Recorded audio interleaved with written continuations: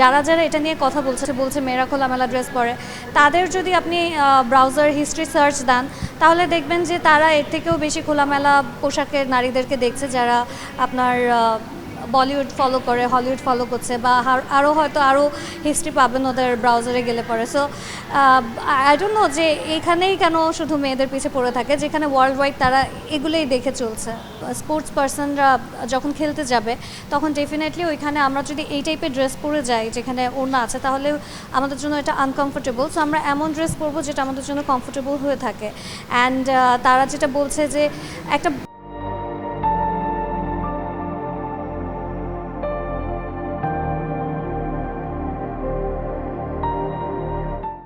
মডেলের body structure different হবে, একটা স্পোর্টস পার্সনের বডি স্ট্রাকচার ডিফারেন্ট হবে, এটা খুবই নর্মাল।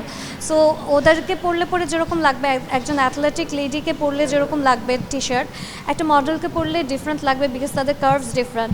সো ওই জিনিসটাকে আমার মনে হয় যে ওই মডেলদেরকে নোটিস না পাঠিয়ে যারা ওইটাকে খারাপভাবে প্রেজেন্ট করেছে, যে মানুষরা ওইখানে মোবাইল নিয়ে এসে এই ভিডিওগুলো আপলোড করে বাজে বাজে ক্যাপশন দিয়ে এই কাজগুলো করেছে, তাদের আসলে নোটিস পাঠানো উচিত ছিল তাদের কাছে। বাট ইটস আনফর্চুনেট যে বাংলাদেশে সবসময় মেয়েদেরকেই ডাউন করা হয়, তাদেরই দোষ দেওয়া হয়। সো এটাতে আসলে আমাদের কিছু করার নাই, and this is how it goes, but it's a sad thing. এখন আমাদের দেশে এটাকে আপনারা শো অফ বলছেন, বিদেশে বা বলিউডে বা যে আইপিএল যে খেলাগুলো হচ্ছে, যে প্রীতি জিন্তা ওখানে গিয়েছে, সে কি বোরকা পরে গেছে?